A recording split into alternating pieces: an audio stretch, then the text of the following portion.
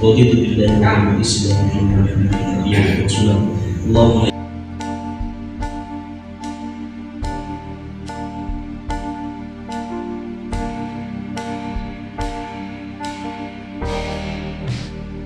sekalian, utamanya Bapak Kepala Kantor, kami perlu laporkan dalam kegiatan ini dilatar belakangi adanya kegiatan pendalaman materi pelatihan pendampingan proses produk halal dengan ditindaklanjuti dari hasil evaluasi dari BPJPH dan berdasarkan data yang diperoleh menunjukkan masih cukup banyak pendamping PPH yang belum optimal capaian kinerjanya. Saat ini terdaftar sejumlah 54.164 P3K yang tersebar di seluruh Indonesia. Namun hasil survei yang dilakukan oleh BPJPH didapati bahwa dari 54.000 lebih pendamping P3K masih perlu untuk didorong agar lebih aktif dalam rangka mendukung percepatan sertifikasi halal. Kantor Kementerian Agama Kabupaten Sumeneb sekaligus membuka acara hari ini kepada yang terhormat Bapak Kiai Haji Khairul Hidayat SAG MM, kepadanya disilakan.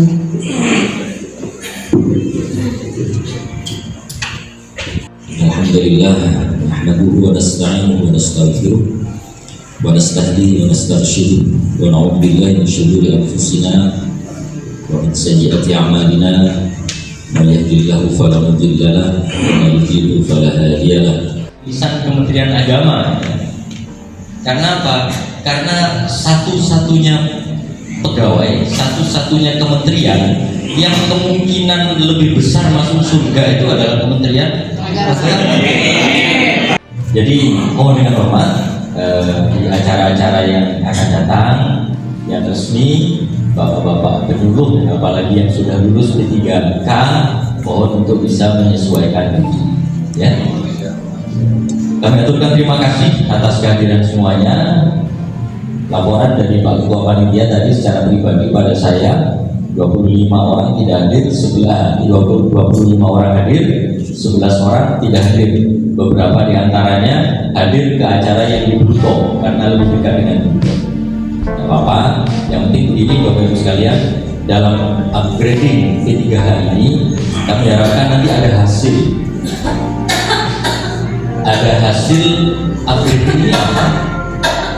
Contoh, salah satu indikator keberhasilannya adalah pertama, ketika P3H sebelum dan sesudah acara upgrading ini menjadi lebih paham tugas-tugasnya. Sebelumnya tidak begitu paham, setelah upgrading ini menjadi lebih paham.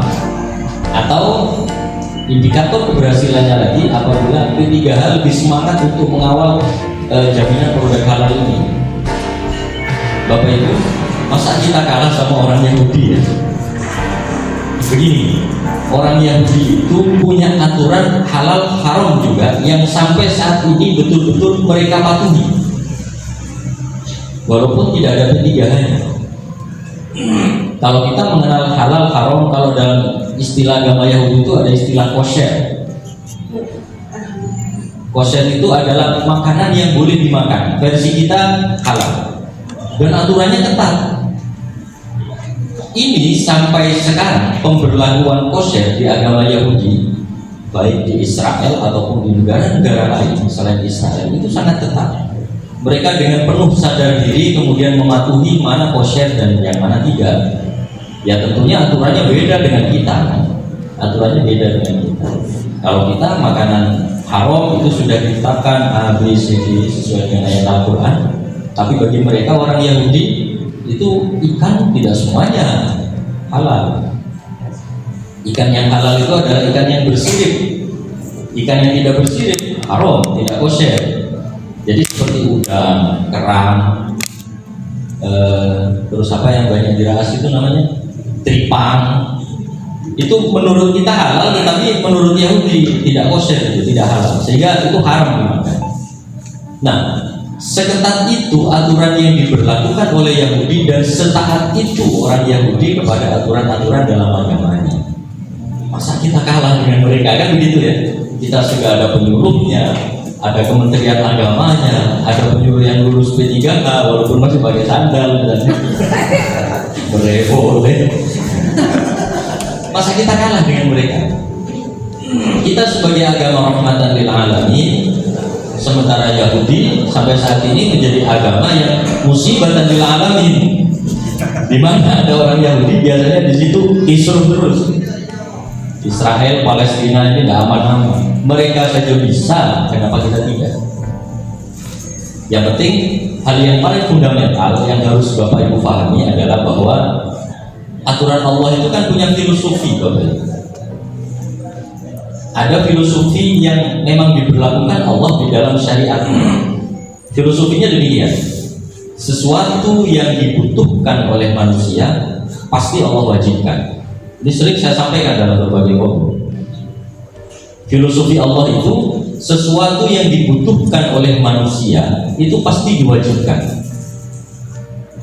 Like or dislike, suka atau tidak suka. Seperti apa? Sholat. Sholat ini berat kan? Berat. Jujur, kita berat gak sholat? Berat.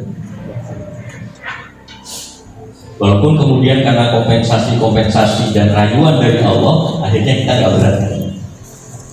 Puasa berat nggak?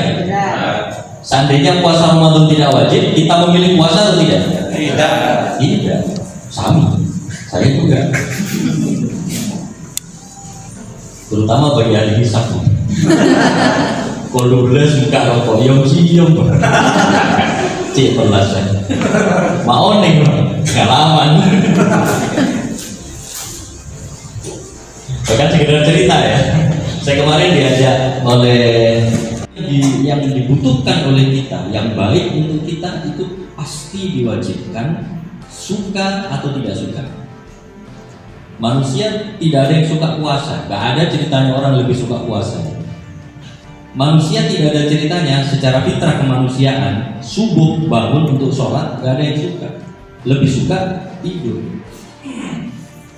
Zuhur sibuk-sibuknya kerja dipanggil oleh Allah untuk sholat, pada dasarnya semuanya keberatan. Kenapa? Karena waktu itu waktunya bekerja.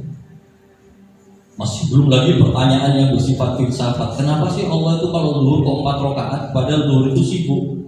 Walaupun tidak sibuk kita capek. Kenapa subuh yang kita seger itu tidak 8 rakaat saja, padahal kita dalam keadaan segar bugar? Masih ada saja hal seperti itu. Jadi intinya bahwa kita jujur, sholat itu berat, puasa itu berat, tetapi Allah tetap mewajibkan karena Allah tahu bahwa ini yang kita butuhkan. Filosofi pertama. Filosofi kedua, sesuatu yang berbahaya untuk manusia itu pasti diharamkan. Suka atau tidak suka, ya. Judi ini kan asik ya Bapak Ibu, tanpa bekerja dapat uang, dan sekarang bisa dilakukan di kamar, judi slot itu. Ada yang pengalaman? Pasti Allah haramkan. Berhubungan dengan lawan jenis tanpa aturan, ada yang nggak suka? Ayo. Yang gak suka maju, nggak normal. Laki-laki lihat perempuan cantik pasti tertarik dan pikirannya traveling.